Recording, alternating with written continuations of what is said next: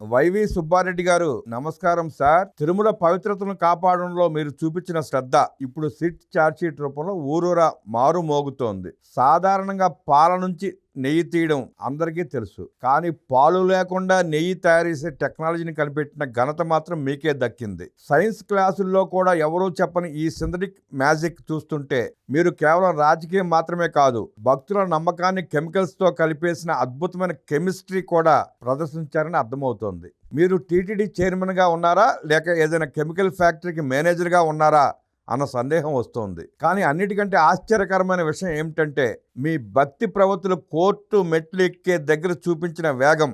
సుబ్బారెడ్డి గారు, మీరు మరియు మీ ధర్మపత్ని గారు బ్యాంక్ స్టేట్మెంట్లను సిట్ అధికారులకు సమర్పించకుండా స్టే కోసం కోర్టుకు ఎందుకు పరిగెత్తారో కొంచెం వివరిస్తారా?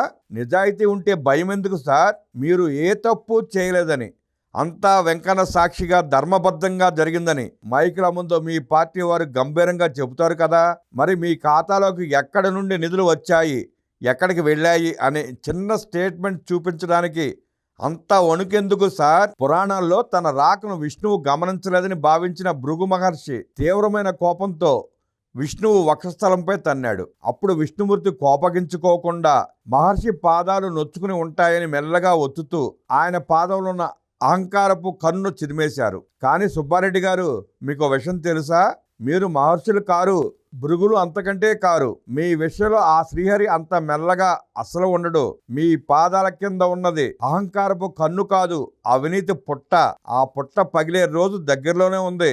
ఆ లింకులు ఎక్కడివి? నెయ్యి సరఫరా చేసిన కాంట్రాక్టర్లకు మీ కుటుంబ సభ్యుల ఖాతాలకు మధ్య ఏమైనా అదృశ్య వారధి ఉందా అని భక్తులు అనుమానిస్తున్నారు. ఆ అనుమానాన్ని పటాపంచలు చేయాల్సింది పోయి కోర్టు ద్వారా నోరు నొక్కాలని చూడటం మీ నైతికతకు నిదర్శనం. ప్రైవసీ ముసుగులో ఏముంది? కోర్టులో మా వ్యక్తిగత గోప్యత దెబ్బతింటుంది అని వాదించారు. స్వామివారి లడ్డూలో జంతువుల కొవ్వు, పామాయిల్ కలిసినప్పుడు దెబ్బతినని పవిత్రత మీ బ్యాంక్ బ్యాలెన్స్ చూస్తే దెబ్బతింటుందా సార్?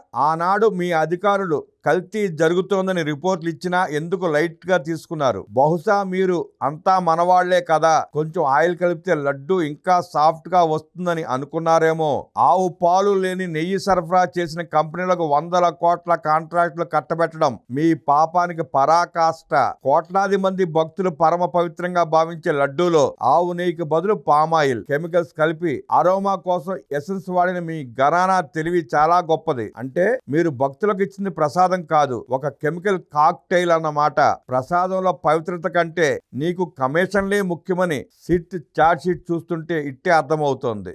సాధారణంగా భక్తులు స్వామివారికి తమ సంపాదనలో కొంత సమర్పిస్తారు, కానీ మీ హయాంలో స్వామివారి సొమ్మును, భక్తుల సెంటిమెంట్ ను మీ వైపు మళ్లించుకునే సరికొత్త సవరించిన మీ నిబంధనలతో పవిత్రతను రివర్స్ చేసే టెండరింగ్ విధానాన్ని ప్రవేశపెట్టారు. అన్నీ బయటపడ్డాక కూడా ఇదంతా రాజకీయ కక్షని బుకాయించడం మీ వైకాపాకే చెల్లింది. జైలు గోడల మధ్య మీకు సహకరించిన పావులు మాత్రం ఉన్నారు, కానీ భక్తుల మనోభావాలతో ఆడుకున్న వారికి తిరుమల వెంకటేశ్వరుడే సరైన జడ్జిమెంట్ ఇస్తాడు. మీ వైకాపా అహంకార పాపాలకు ఆహాకారాలు పెట్టే రోజులు వస్తాయి.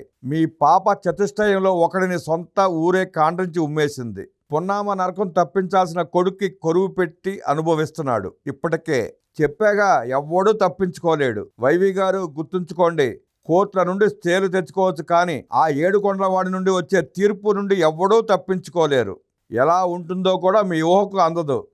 అప్పుడు మీ బ్యాంక్ స్టేట్మెంట్లు కాదు కదా మీ మౌనం. మీ వెనక జగన్ రెడ్డి, ఆయన వెనక వైకాపా కూడా మిమ్మల్ని కాపాడలేవు.